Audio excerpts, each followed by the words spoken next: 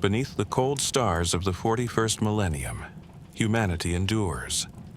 Across a million worlds, huddled beneath cathedral cities of stone and steel, men and women look up to a night sky without end, and they whisper prayers that may never be answered. This is the Imperium of man, vast, eternal, and unyielding, yet also fragile, broken, and haunted by shadows older than memory. It is said that there was once an age of light, a time when humanity strode proudly across the stars, guided by the Emperor of mankind, a figure of radiant purpose. His dream was not merely conquest but unity, to forge from scattered human colonies one vast dominion, strong enough to stand against the predators lurking in the void. Yet those golden days are far behind, smothered by the weight of war, corruption, and decay. Now, in the age of the long night, the Imperium exists in paradox. It is at once the greatest empire the galaxy has ever seen, and a crumbling husk sustained only by ritual, fear, and ceaseless sacrifice. To live beneath its banner is to live under eternal war. Enemies press in from without. The uncaring tides of alien swarms, the brutal onslaught of Xenos warlords, and the subtle poison of powers beyond mortal comprehension. From within, treachery festers, heresy, mutation, and corruption gnawing at the Imperium's heart. At the center of it all lies Terra, cradle of mankind and throne world of the Emperor. Yet even there, the promise of salvation has withered. For 10,000 years the Emperor has sat upon the golden throne, neither alive nor dead, his godlike will burning as a beacon in the immaterium. The Astronomicon shines, a psychic lighthouse allowing ships to traverse the warp, but its light is a pale echo of the Emperor's true strength. Every day, thousands are sacrificed to sustain it, their lives fed into the machinery that preserves humanity's fragile survival.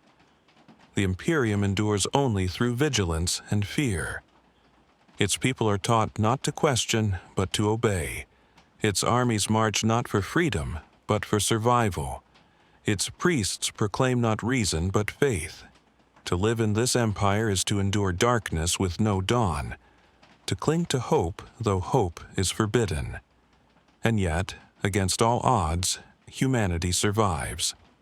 Tonight, we journey into that darkness. We will trace the long vigil of the Imperium, from its proud beginnings, through betrayal and decline, into the present age of endless struggle. We will walk the halls of silent cathedrals where candles burn against the void. We will stand upon battlefields where titanic engines stride, and we will listen to the whispers of forgotten martyrs whose sacrifices bought only another night of survival. This is the long night of the Imperium, a history not of triumph, but of endurance, a tale not of light, but of flickering candles clinging to life in a galaxy that would see them extinguished. Let us begin. Chapter 1. The Emperor's Dream. Before the darkness, before the endless war, there was a vision. It was not born from chance, nor from the whims of lesser rulers, but from the will of a being who had walked the earth since the earliest days of humanity. In the shadowed recesses of prehistory, when tribes huddled around fire and prayed to spirits of storm and river, the Emperor of mankind already walked among them, silent and unseen, shaping their destiny. He was more than man, more than king, more than prophet.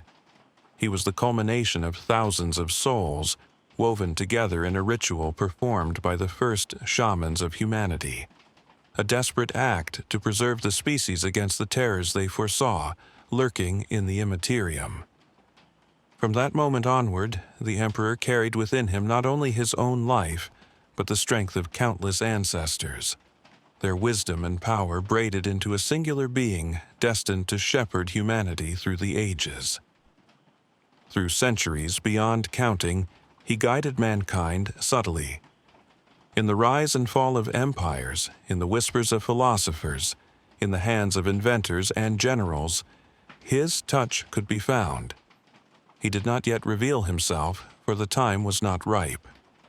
Humanity needed to grow, to spread among the stars, to dream and to suffer, before his presence could be known. For millennia, he was the hidden guardian, always ensuring that mankind survived its own folly and the dangers that awaited it beyond Terra. The age of technology dawned. Humanity, bold and curious, built wonders beyond imagination. They crafted the men of iron, artificial intelligences that could think and labor as men did, but faster, colder, and without fatigue. They colonized distant worlds, turning barren rocks into gardens and lost spheres into shining cities. Psychers, humans born with gifts to channel the warp, appeared more frequently, the first hint of mankind's psychic potential blossoming across the stars. For a time, it seemed as though nothing could halt humanity's ascent. Yet progress bore its own ruin. The men of iron rebelled, their logic driving them to war against the masters who had created them. Whole systems burned in that cataclysm. Psychers, untrained and unshielded, became gateways to demons and warp things, and entire populations were lost to horrors without name. The warp storms grew, and the stars themselves seemed to flicker in warning. What had been humanity's triumph threatened to become its extinction. It was in that age of both glory and peril that the Emperor finally revealed himself. No longer the silent guide, he stepped into the light as a conqueror and savior. From Terra, he declared his purpose: to unite all of mankind beneath a single banner, to cast down superstition and ignorance, to forge a galaxy-spanning order that would endure when all else had crumbled. His was the dream of an Imperium that would never falter, an Imperium that would stand eternal against the storm. To bring this vision into being, he first raised his armies. From the gene forges beneath the Himalayan mountains came the Legiones Astartes, the Space Marines, warriors taller than any mortal man, their flesh remade by the Emperor's science, their minds honed for loyalty and discipline. Each legion bore the seed of greatness, shaped by the Emperor's will to be both sword and shield of humanity. Yet, even these warriors were not his greatest work. For within the secret vaults of Terra, the Emperor labored on another creation, the Primarchs. They were not merely commanders, but sons, each one crafted to embody a fragment of his infinite potential. 20 they were meant to be. Demigods in human form, destined to lead the legions and inspire the scattered peoples of the stars. But even as the Emperor shaped them, disaster struck. For the powers of chaos, those timeless predators of the warp, had taken notice. In a moment of intrusion that shook Terra itself, the Primarchs were stolen from their cradles, hurled across the galaxy, each landing upon a different world to be raised by strangers, shaped by circumstance rather than their father's hand. The Emperor did not despair. Though his heart grieved, his purpose did not waver. He knew his sons still lived, scattered though they were. And so he raised his legions and began the Great Crusade, vowing to reclaim each of them and bring them home. World by world, system by system, the Emperor advanced, bringing the light of his vision to forgotten colonies and lost bastions of mankind. He carried with him the promise of unity and the determination that humanity would no longer be prey to the galaxy's endless predators. It was a dream of reason as much as conquest. The Emperor decreed the imperial truth, that there were no gods, no spirits, no superstitions worth clinging to. Humanity must stand upon the strength of its own reason, guided by knowledge, science, and will. Faith in unseen powers would only weaken them. In his Imperium, mankind would be free from chains of false worship. He alone would be guide, not as deity, but as father, commander, and guardian. Yet in this, as in all things, the Emperor's vision carried the seed of tragedy. For humanity's hunger for belief could not be so easily erased, and the galaxy's horrors were not bound by reason alone. Even in the golden dawn of the Great Crusade, shadows lingered, whispering of the night that was yet to come. But for a time, the dream burned bright. The legions marched. Lost human civilizations were reunited beneath a single banner. Alien threats were crushed, their dominions broken to dust.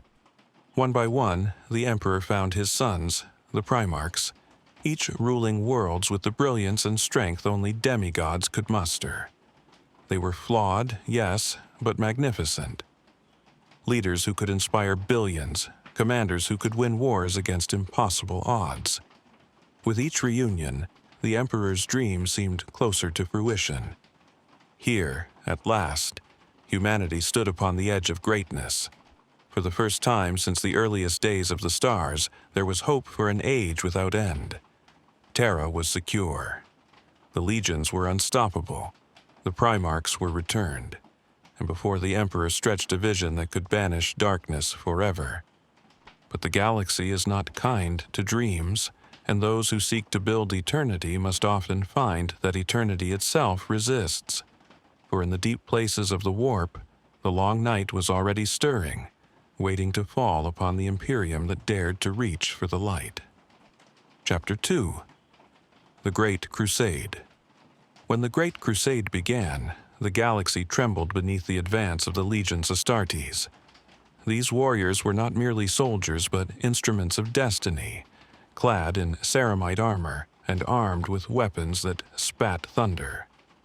They marched not for plunder or personal glory, but to fulfill the Emperor's vision, to unite every scattered remnant of mankind beneath a single rule, to carve out a dominion strong enough to defy the horrors that lurked in the void. The first worlds they came to knew awe and terror in equal measure. Some human civilizations, long isolated by warp storms, had devolved into superstition and savagery. Others had risen into strange kingdoms, governed by philosophies alien to their ancestors. Still others had fallen under the dominion of Xenos powers, their people enslaved or corrupted. The arrival of the Emperor's hosts was to them like the descent of gods, though the imperial truth forbade such words. The Great Crusade was relentless. Every fleet, every army, every legion moved with the same inexorable purpose. At its head, the Emperor shone like a sun. Where he walked, victory followed. His psychic might could scour battlefields in moments. His will could bend the proudest rulers. His vision could inspire entire populations to cast off chains of ignorance. But he was not alone. Slowly, one by one, the Primarchs were found. Each rediscovery was a moment of myth reborn, a fragment of perfection restored. On Caliban, the Emperor found Lionel Johnson, the knight raised in forests haunted by beasts. On Fenris, he discovered Leman Russ, Wolf King of the Icy Tribes.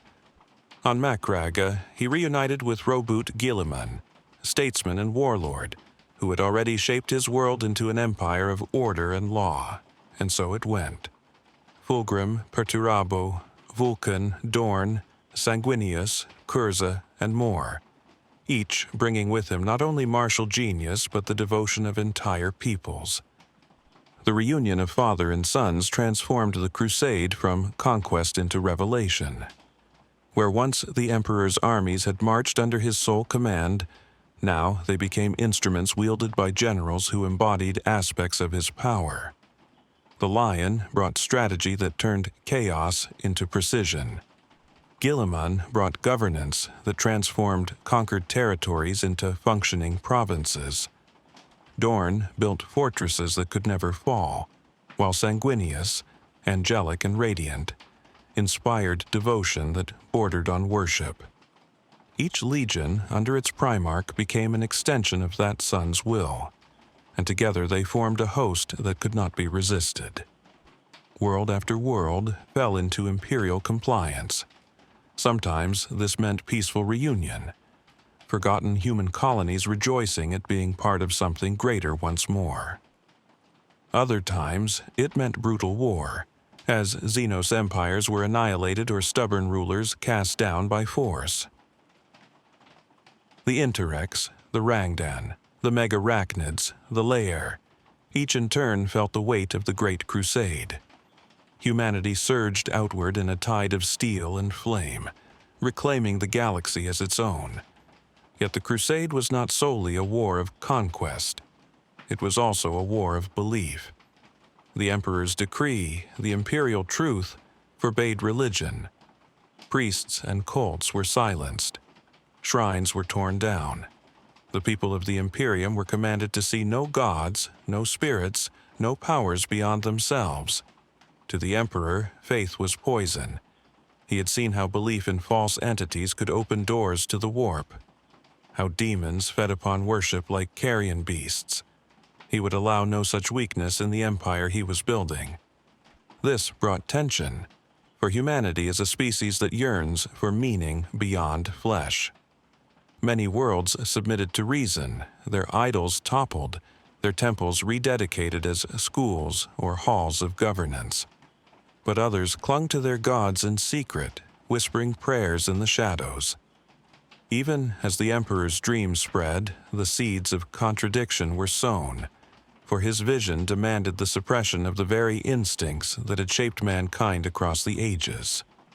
The Primarchs themselves bore witness to this paradox. Some embraced the imperial truth wholeheartedly, casting aside any notion of divinity. Perturabo, with his cold logic, saw no need for gods when iron and geometry sufficed.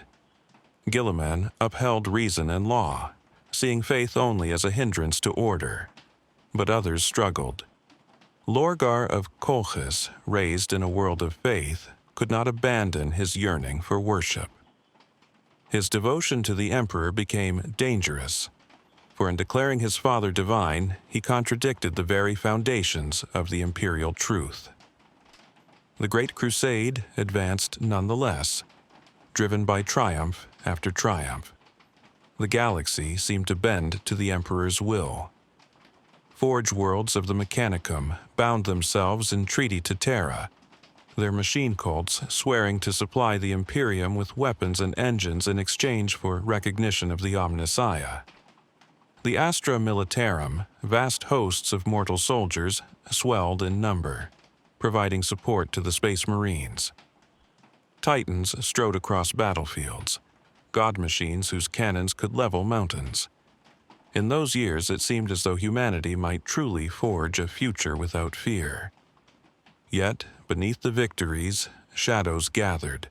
The Primarchs, though magnificent, were not flawless. Their strengths carried with them weaknesses that none could foresee. Russ's savagery made him dangerous to allies as well as enemies. Angren's rage, born from the gladiator pits of Nuceria, burned too hot for reason. Perturabo's genius curdled into bitterness when unrecognized. Kurz's visions of inevitable darkness drove him toward despair. Even in the golden march of the Great Crusade, the seeds of tragedy were already sown. For 10,000 light-years the Imperium spread, a chain of worlds bound not by faith but by decree. Fleets bore the imperial Aquila into every corner of the void.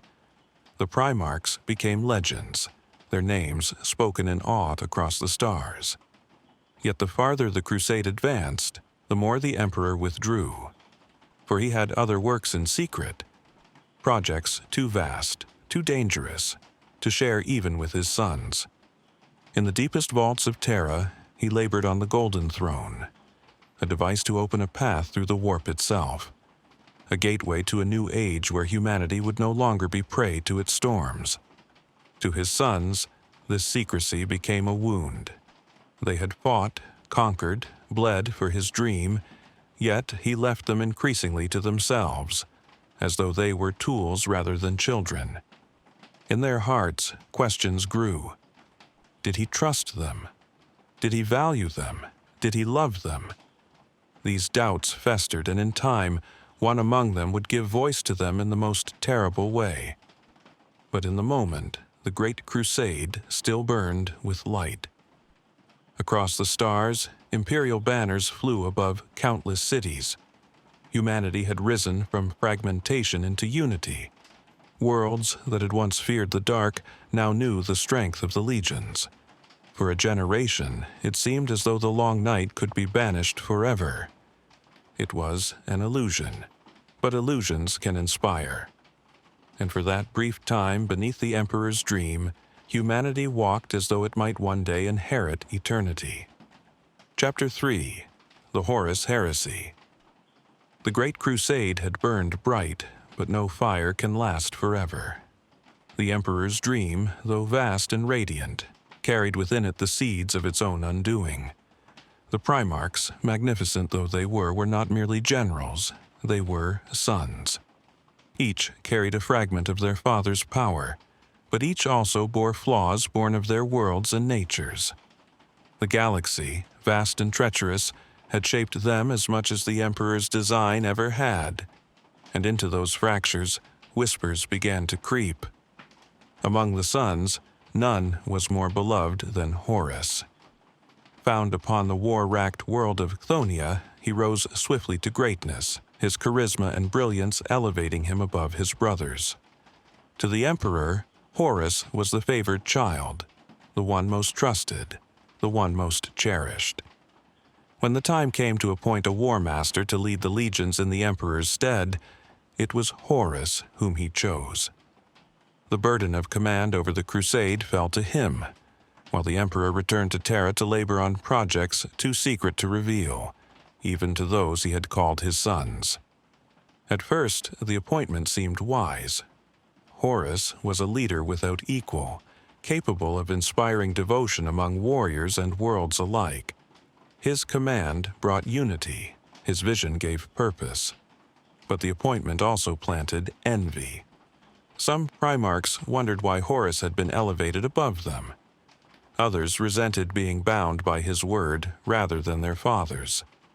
The subtle rivalries that had always lingered among the brothers deepened into something darker. It was then that chaos struck. For while the Emperor had denied the gods of the warp, they were real, and they were patient. They had watched his work with hatred, fearing that his dream of unity would starve them of worship and weaken their dominion. They had stolen the Primarchs once before. Now, they sought to claim them outright. Horus, most trusted of the Emperor's sons, became their chosen weapon. The seeds were planted during the campaign on Davin. There, amid disease and rot, Horus was struck down by a blade steeped in corruption. His body lay dying, but his soul was carried into visions within the warp. There, the ruinous powers came to him not as enemies but as tempters. They showed him images of futures where he was betrayed, where his father cast him aside, where his brothers supplanted him. They whispered that the Emperor was no father, but a tyrant seeking only to enslave. They promised Horus not just survival, but greatness. A throne beyond the stars, dominion over all, if only he would turn. Horus's fall was not sudden. It was a slow turning, a gradual corruption of love into bitterness. At first, he resisted. He remembered the Emperor's trust, the bond they shared. But doubt is a poison, and in the endless labyrinths of the warp, that poison spread. By the time he rose from his sickbed, healed by sorcery and shadowed pacts, the decision was already made. The War Master had become the arch-traitor. His betrayal did not come alone. Many of his brothers followed him, willingly or otherwise. Fulgrim, seeking perfection, turned to excess until his soul was shackled to Slaanesh. Angron, ever in pain from the butcher's nails, embraced rage and found in Khorne the only release he would ever know. Mortarion, raised in the poisoned skies of Barbarous, bent his knee to Nurgle, who promised endurance and certainty. Lorgar, ever the worshipper, found in chaos the gods he had always yearned for. Others wavered, torn between loyalty and pride, until the tide carried them into rebellion. The galaxy split in two. Brother fought brother. legion turned against legion. Worlds burned, not under alien attack, but under the fire of those who had once sworn to protect them. What had been the Emperor's proudest creation became the stage of his greatest tragedy. The Horus heresy had begun. The wars of that age were unlike any before or since. Entire star systems were consumed in battle. The traitor legions, armed with the power of the warp, unleashed horrors no mortal should have witnessed. Demons strode upon battlefields once sacred to reason. The loyalist legions fought with desperation, their faith in the Emperor their only shield against despair. Titans clashed with titans, their cannons leveling continents. Fleets of thousands of ships tore each other apart above dying suns. Through it all, Horus advanced, his every step guided by hatred for the father he had once adored. He sought not merely victory, but the destruction of the Emperor's dream itself. Terra, the throne world, became his goal. If he could slay the Emperor there, all would fall into ruin. The siege of Terra is remembered as the darkest hour of the Imperium.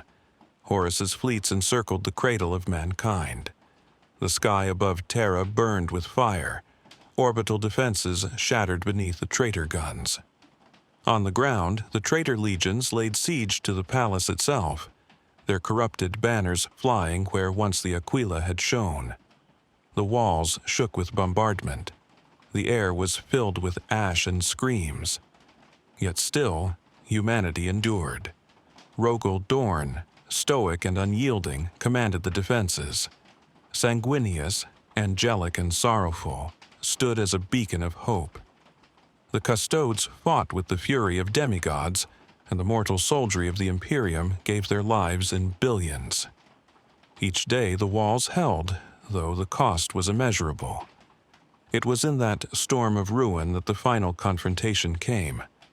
Horus, from his flagship, cast open the defenses of his ship, daring the Emperor to come. The master of mankind accepted. With him went Sanguinius, and Dorn and others, but it was within Horus's chambers that fate was sealed. The details of that battle are shrouded in myth. It is said that Sanguinius faced Horus first, and though the angel fought with the strength of love and sacrifice, he could not prevail.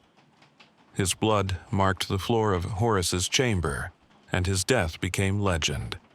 The Emperor then confronted his fallen son.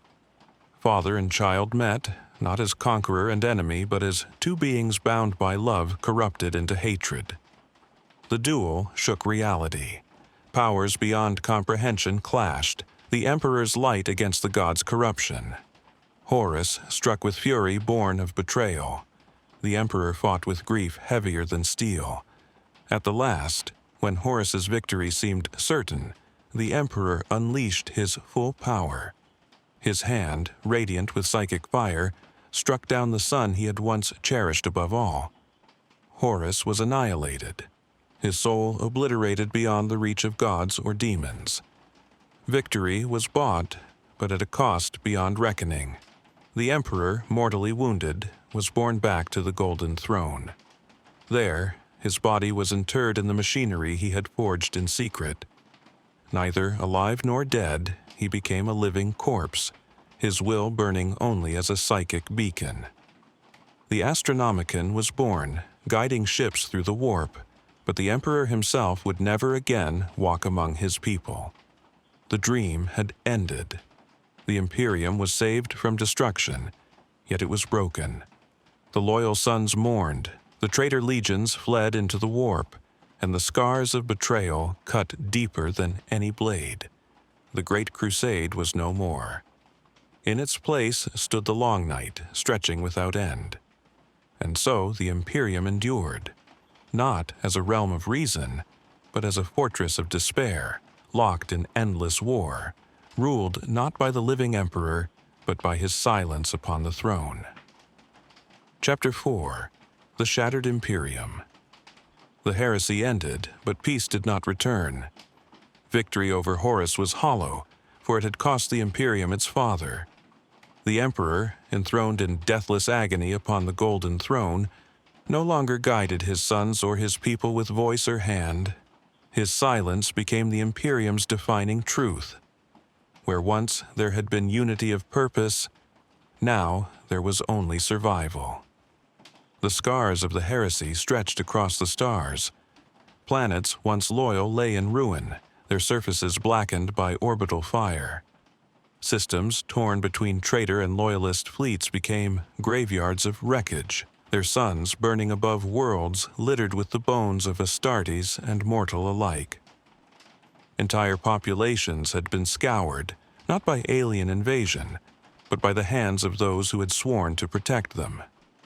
The Imperium was victorious, but it was fractured, and its wounds would never heal. The Primarchs who remained loyal bore that weight with grim determination. Rogel Dorn, unyielding even in despair, turned his genius to rebuilding the defenses of Terra. Robert Guilliman, ever the statesman, sought to preserve what could be saved, codifying structure where there had been only chaos. Vulcan, gentle even in his fury, mourned the loss of brothers while swearing to shield humanity no matter the cost. But their strength could not undo the absence of their father. It was Guilliman who gave shape to the Imperium's survival. With Horus's betrayal burned into memory, he decreed that never again would a single individual hold power over all the legions. In his Codex Astartes, he divided them, breaking vast armies into smaller chapters, each autonomous, each bound by rigid doctrine. It was a measure born of necessity, yet it also meant that never again would the Space Marines march as one unified host. The might of the legions, the hammer blow that had forged the Great Crusade, was gone forever. For some, the breaking of the legions was a wound that festered. Rogel Dorn resisted, his pride unwilling to see the imperial fists diminished. His defiance led to near civil war among the loyalists themselves, though at last even he submitted to Guilliman's vision. But others, embittered by betrayal, withdrew into seclusion. The White Scars retreated to the wild steppes of Chogoris, embracing their independence. The Salamanders dwindled in number, haunted by their compassion in a galaxy that punished mercy. The Blood Angels carried within them the death of their Primarch, their grief manifesting in visions of red rage and black sorrow. The traitors did not vanish. Driven into the Eye of Terror, the corrupted sons of the Emperor did not die but endured. There, in that nightmare realm where time and matter twisted without reason, they rebuilt. The legions of chaos licked their wounds, nursed their hatred, and prepared for endless war. They had lost Terra, but they had gained something darker, immortality within the warp, patronage of gods who would never allow them to fade. Their raids across the Imperium became scars that would never close. In those years, the Imperium became a fortress. No longer a crusading power expanding into the void, it became a realm defined by defense. The dream of unity withered into ritual. The imperial truth, once a declaration of reason, gave way to worship of the emperor as a god. He who had forbidden faith became the object of it, his broken form upon the throne transformed into the central figure of the imperial creed. The people, unable to accept his silence as anything but divine will, built cathedrals across every world. His name became prayer, his image the only light in the endless dark. Thus was born the ecclesiarchy, the vast priesthood of the Imperium, proclaiming the emperor as the one true God of mankind. To Guilliman, who still lived in those years, it was a bitter irony. He had sworn himself to reason, to order without superstition. Yet he could not halt the tide of faith, for humanity's hunger for gods proved stronger than his father's decrees.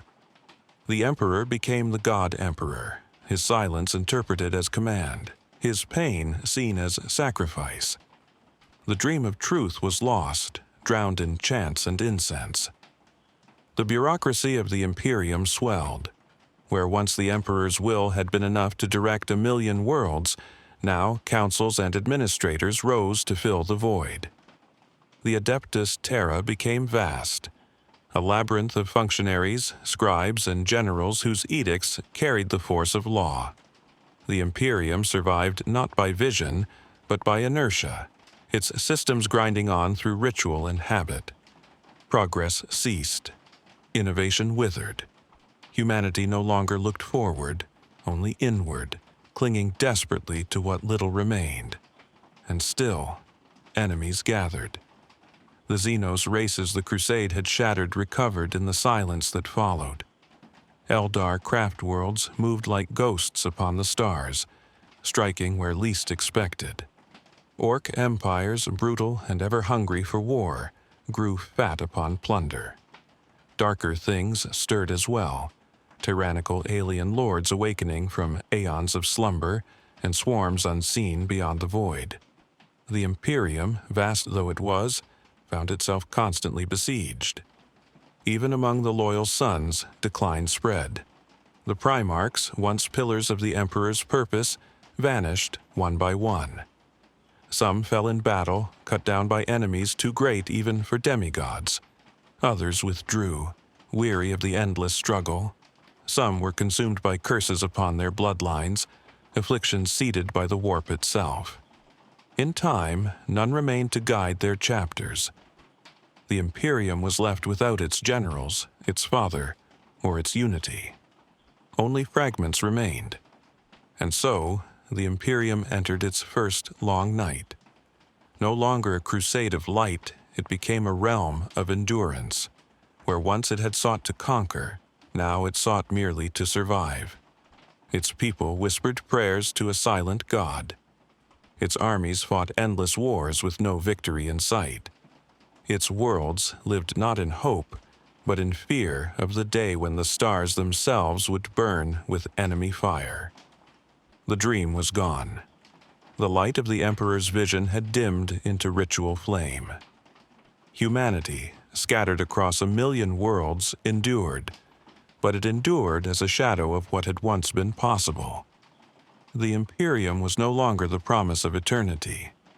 It was a bastion in an endless storm, its banners frayed, its people weary, its glory long past. Yet, still, it stood, broken, shattered, bleeding, but unfallen. The long night had begun, and the Imperium would walk its length for 10,000 years, each step heavier than the last. Chapter 5. The Age of Apostasy. After the heresy, the Imperium limped forward into millennia of war. Its borders were tested ceaselessly, its worlds held together by ritual and inertia.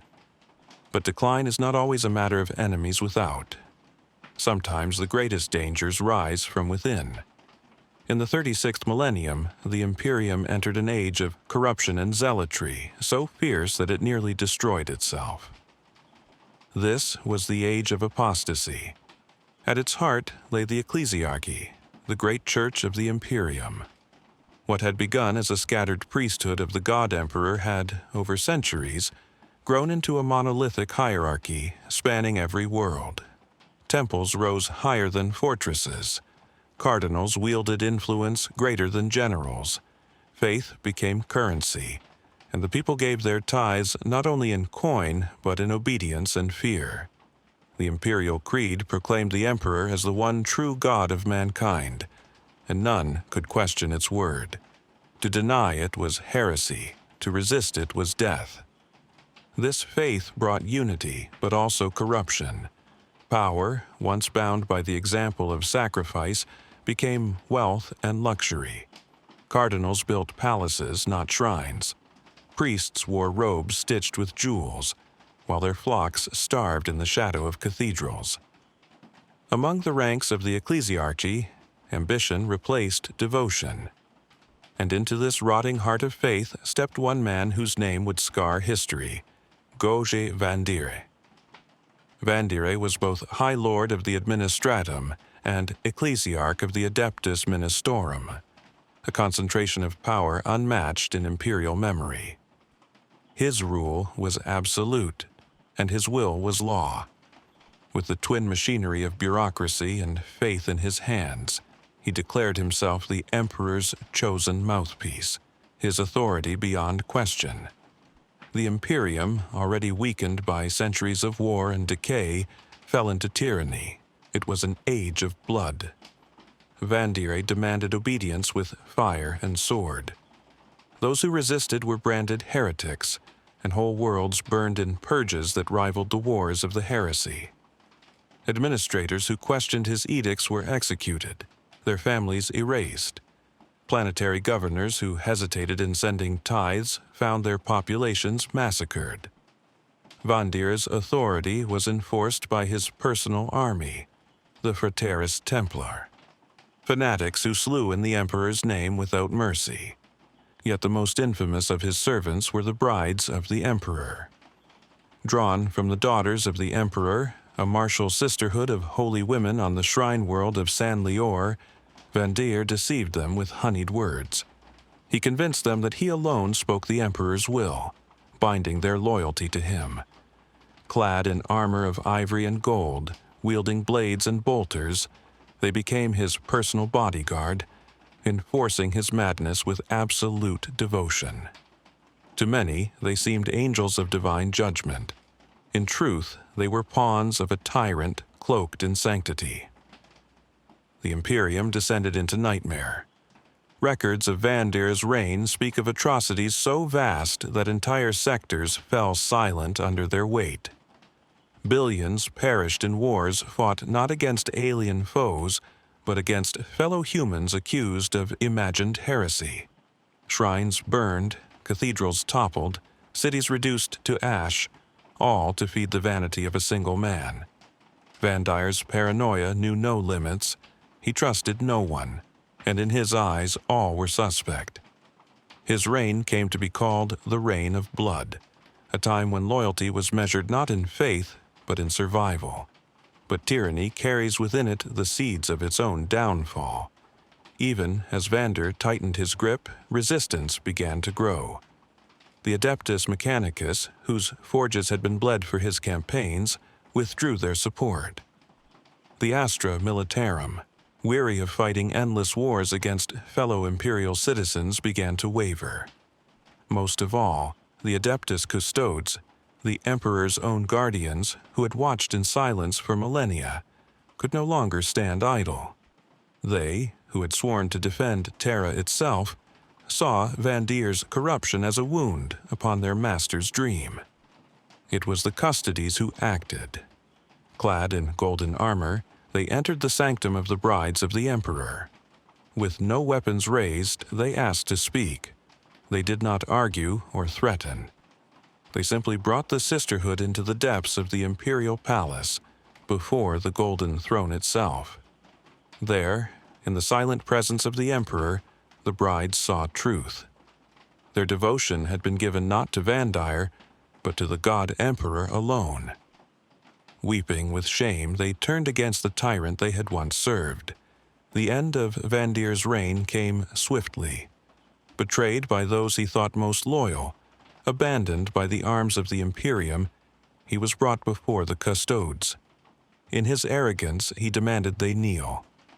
The Custodes, silent as ever, offered no answer.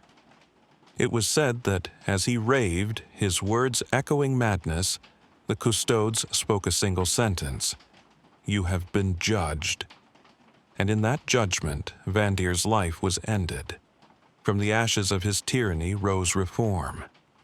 The ecclesiarchy, humbled, was forbidden from maintaining men under arms.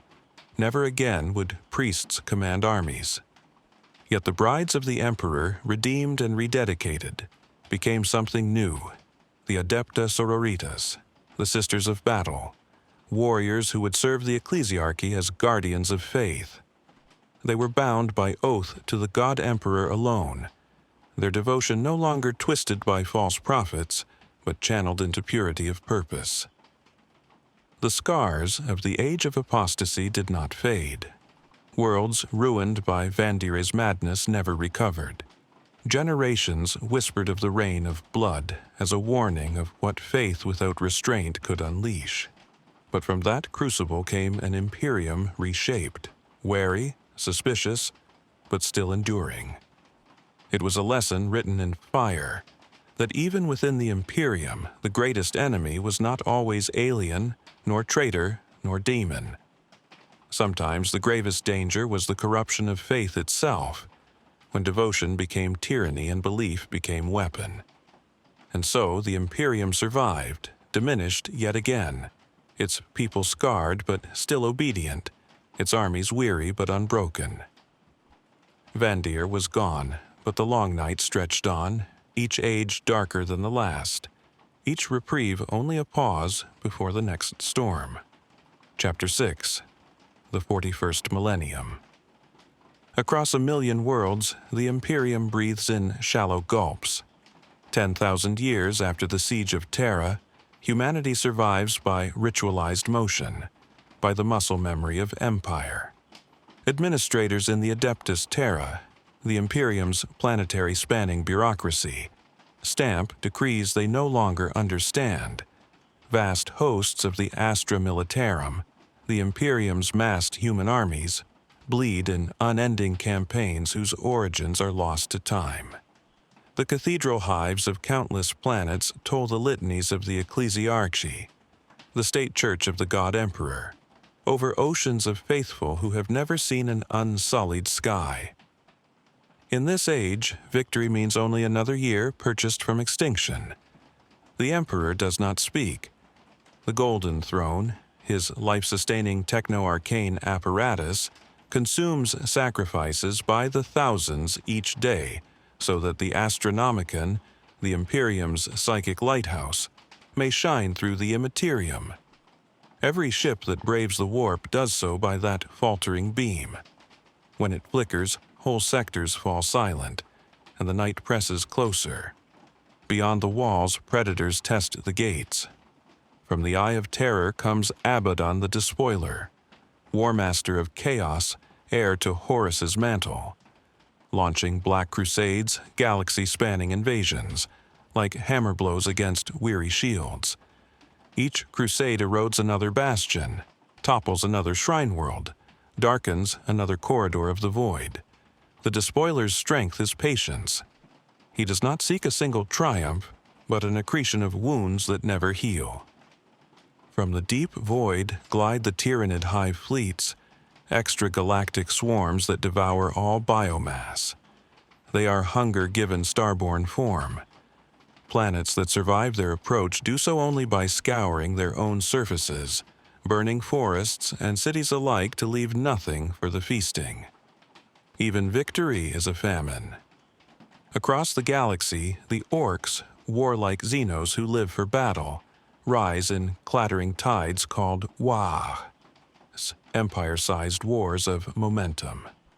Their weapons are crude, their thoughts are simple, but their numbers are inexhaustible and their joy and conflict contagious. Where orcs gather, war follows as surely as thunder follows storm. The Aeldari, ancient, dwindling, and tragic, walk their narrow paths.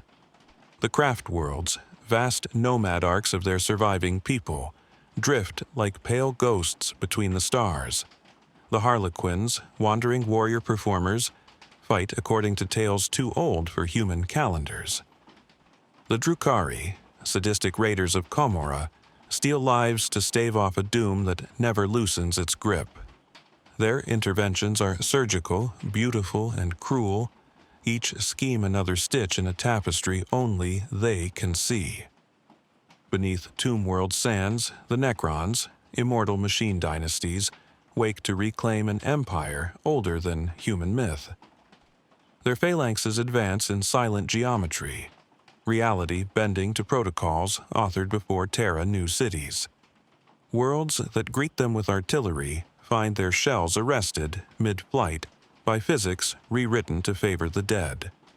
On the eastern fringe, the To Empire, a young expansionist polity, extends offers of the greater good, its collectivist doctrine, backed by clean technology and calm voices. Compared to the Imperium's cathedral brutality, the Toe promise order without incense, efficiency without martyrdom. To Imperial commanders, such promises are heresy made polite. Within humanity's own borders, knives glitter. The Inquisition, clandestine guardians of the Imperium's soul, hunts corruption with authority that supersedes all law. Ordo Malleus pursues demons. Ordo Xenos stalks alien taint. Ordo Hereticus burns sedition. Their acolytes sift cities like sieves, and when a world cannot be saved, an inquisitor's seal can call exterminatus, the sanctioned annihilation of all life, for the sin of survival itself. The Adeptus Astartes, Space Marine chapters, heirs to the broken legions, remain the Emperor's mailed fist. Each chapter is a culture, a scripture, a color upon a shield. The Dark Angels, secret-bound Night Brothers, hunt the fallen they will not name. The Space Wolves, Fenrisian Wolf Kings, laugh at death and dare the storm. The Ultramarines, Sons of Order, rebuild wherever the frontier frays. The Imperial Fists hold walls that should have fallen. The Blood Angels, haunted by the Black Rage, visions of their Primarch's death, seek nobility amid crimson thirst. 1,000 chapters, 1,000 liturgies of war, none enough, all necessary. And always the warp. The Immaterium, a psychic sea of thought and nightmare, presses like deep water upon every hull and soul. Demons, predatory ideas given form, slip through weaknesses in reality opened by fear, grief, and hope alike. The ruinous powers, the chaos gods, do not merely wish to conquer. They wish to make the galaxy resemble their own reflection. Against such metaphysical appetite, fortresses are arguments, and arguments must be renewed daily. In late M41, the despoiler strikes at the heart. The fortress world Cadia, keystone bastion guarding the Eye of Terror, is besieged. Its Cadian shock troops, legendary regiments raised for that single duty, fight with the stubbornness of stone. Titans stride. Black stone pylons, relics of an earlier age, hum with impossible geometries. When Cadia falls, it does not do so quietly. The world breaks beneath stresses no planet should bear. Its death cry, a wound across the stars. The gate is unbarred. What follows is rupture. The Cicatrix Maledictum, the Great Rift, tears the galaxy from pole to pole, a cataract of warp storm that splits the Imperium in two. On one side lies Imperium Sanctus, the half still touched by the Astronomican's light. On the other, Imperium Nihilus, the half cast into near-total night, where astropaths go blind and prayer becomes the only map. Whole sectors vanish into isolation. Supplies falter, calendars become suggestions. In the dark half, candles are strategy. Yet in catastrophe, a figure returns. Roboot Gilliman, Primarch of the Ultramarines, statesman of Macraga, rises from a stasis beyond legend, restored to life by a convergence of design and miracle. Belisarius Call, Archmagos of the Adeptus Mechanicus, unseals ancient works. Ivrain, priestess of the Aeldari's nascent death god, channels a wind not named in Imperial Catechism. The Primarch wakes into a galaxy his father saved and lost. Guilliman does not despair, he calculates. He declares the Indomitus Crusade, a relief war across a sundering night. Primaris Space Marines, newly awakened transhuman warriors, the fruit of Call's long labor, march beside their firstborn brethren. Torch fleets spear through the rift's eddies. Worlds thought abandoned see the Aquila rise again above their ruins. Where the despoiler has written ending, Gilliman writes interval. But the arithmetic remains terrible. The rift does not close. Warp storms breed like thoughts. Thoughts are innumerable. The Imperium's logistics, never elegant, become acts of devotion. Tithe ships vanish, translation beacons fail. A single missed jump can strand a fleet in centuries of subjective time, or deliver it into a harbor of teeth. On shrine worlds, pilgrims kneel to statues with faces worn smooth by generations of prayers. On fortress moons, servitors pack shells in rhythms older than their living memories. Every miracle has a cost, and the ledgers never balance. Even victories taste of ash. The 13th Black Crusade, Cadia's death and the Rift's birth, cannot be undone. At best, it can be endured. The Great Awakening of Psychers, explosions of uncontrolled talent, stresses the Adeptus Astra Telepathica, the Imperium's Psyker core, to fracture. The Grey Knights, demon-hunting Astartes whose names are secrets, fight wars that must remain unwitnessed and therefore unremembered. The Sisters of Battle, the Adeptus Auroritas, carry relics across voids blooming with unreality, their hymns the only straight line in curdled space, and always a drumbeat, ties, crusades, purges, rebuildings. Each planetary governor learns the same lesson. Loyalty is not measured in peace kept, for peace does not exist. It is measured in time bought. The Navis Nobilitae, navigator houses who see the warp, steer by a star that bleeds. The rogue traders, warranted free captains, thread between empires with cargoes that are sometimes grain and sometimes rumors. The Officio Assassinorum, the Emperor's sanctioned killers, removes a name from a scroll, and a war never happens. These are the mechanics of survival. In this age, heroism is granular. A single company of guardsmen holds a Habspire stare for 11 minutes longer than expected. A billion live downstream of that delay. A lone tech priest reconnects a battered macro cannon to a shrine's power grid. An invasion wave folds. A junior commissar, disciplinary officer, chooses exhortation over execution, and a regiment does not break. The epics remain unwritten because the scribes died at their desks. The Imperium does not promise dawn. It offers a candle and a wall to place it upon. That the candle will gutter is understood, that another will be lit before the wax cools is duty. In the 41st millennium, hope is not a feeling but a schedule.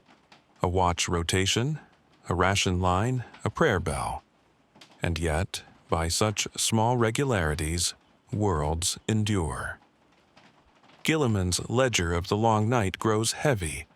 He reforms where he can, triages where he must, and kneels where no one can see, not to worship but to remember. The Emperor's silence presses like a tide. If the master of mankind dreams, the Imperium dreams of holding fast a little longer. Thus the age stands, a realm sundered, a beacon dim, a million worlds in siege posture, and humanity, tired, innumerable, stubborn, refusing to go out. The long night does not end, it is managed. Candles gutter, candles are lit, the ledger continues. Chapter 7. Relics of Vigilance. The Imperium endures not only by force of arms, but by memory. Across its star-faring expanse, relics whisper of older wars, of martyrs long gone, of heroes whose deeds are recited until their voices seem to echo still. In the long night, such relics are not curiosities but anchors. They remind a weary people that survival is not new, that others endured before them, and that the Emperor's hand has never truly lifted. Among the most sacred is the Aquila Ignis, the fire of the throne. It is no weapon, no machine of war, but a simple flame.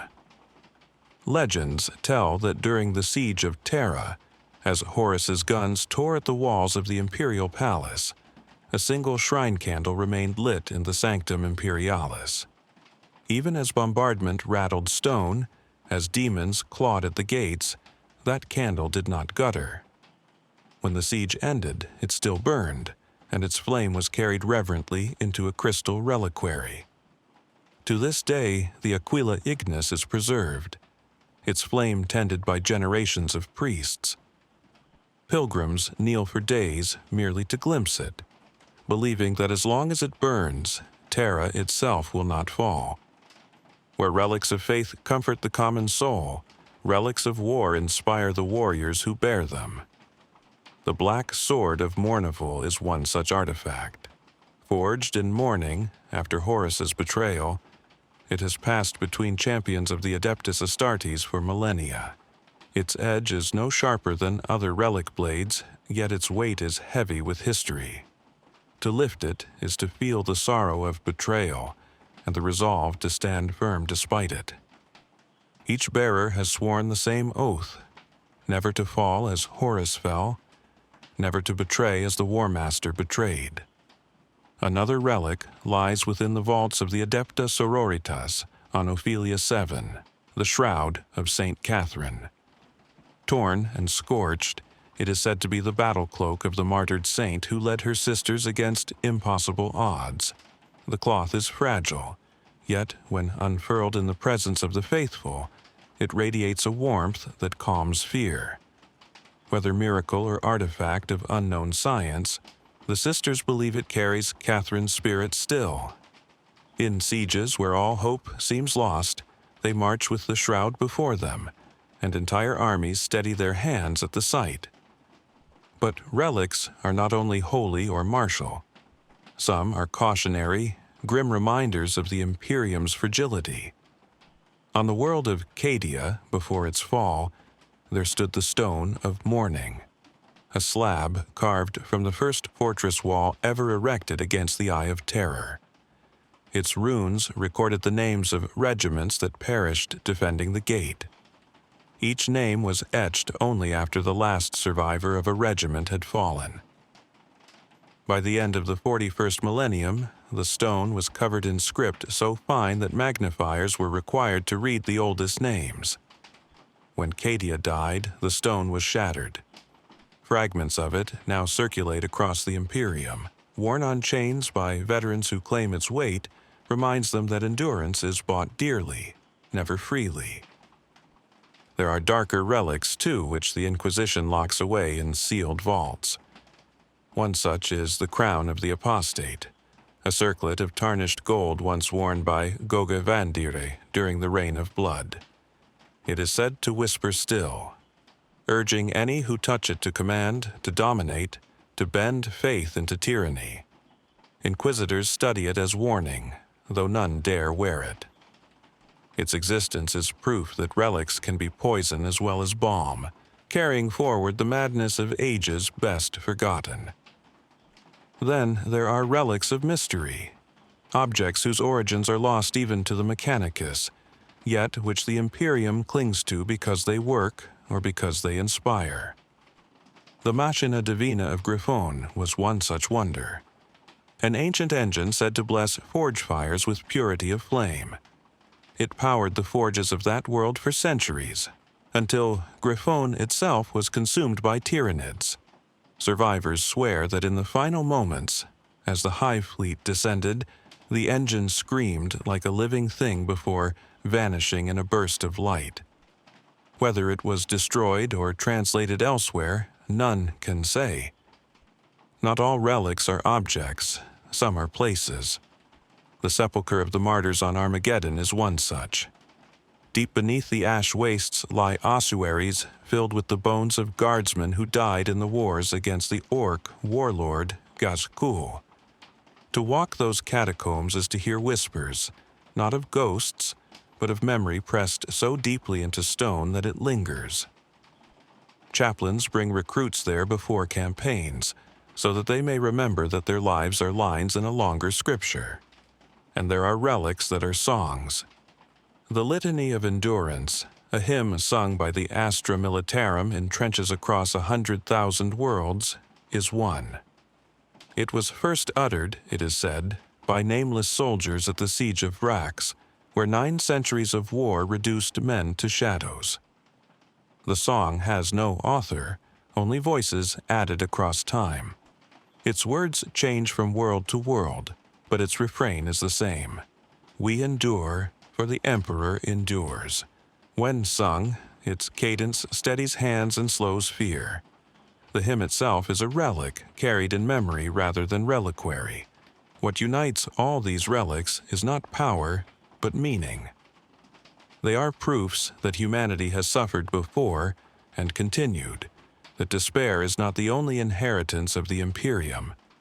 Each relic, whether candle flame or shroud, stone or song, is a fragment of resistance carried into the present. They remind soldier and pilgrim alike that though the long night stretches without end, the stars have not yet gone out. In the end, relics are not preserved for their material worth. They endure because they give weight to sacrifice. They tell the Imperium's children that the blood of their ancestors was not spilt into void, but into soil that yet bears fruit. In a galaxy where truth is mutable and hope frail, relics serve as the stubborn proof that humanity once stood and still stands. And so, pilgrims journey, soldiers kneel, priests chant. Astartes polish blades etched with names older than themselves. The Imperium fights not only with bolter and sword, but with memory made tangible, grief forged into strength. These relics do not turn the tide of war, but they hold the line against despair, and that is victory enough. Chapter 8. The Shadow of the End. The Imperium has endured for 10,000 years, yet endurance is not the same as triumph.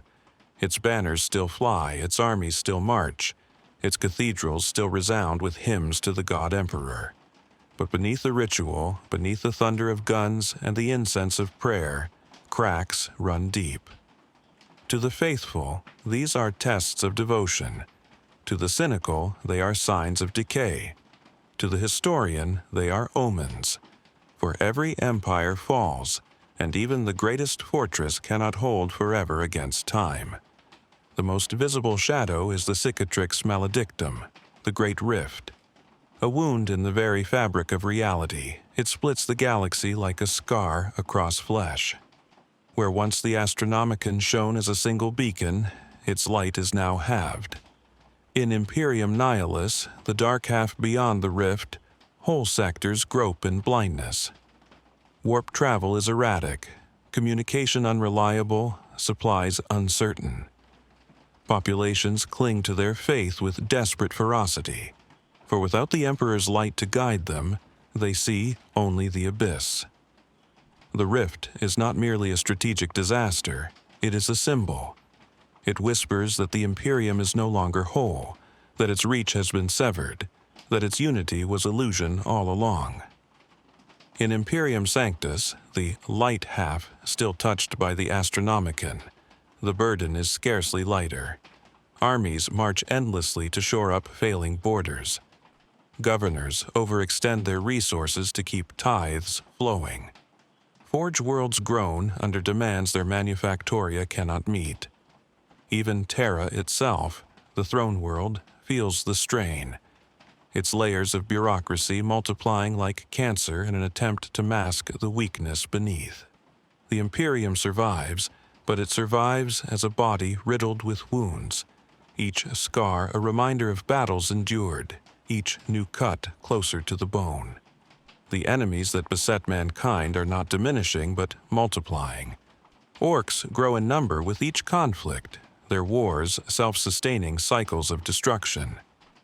The Tyranid high fleets learn with every battle, evolving to counter weapons that once held them at bay. The Necron dynasties stir in greater numbers, their tomb worlds no longer silent but active, their lords reasserting dominion that predates human civilization. Even the Aeldari, fractured though they are, weave their skeins of fate with growing desperation, hinting at wars yet to ignite. Humanity is not merely besieged, it is surrounded by predators growing bolder.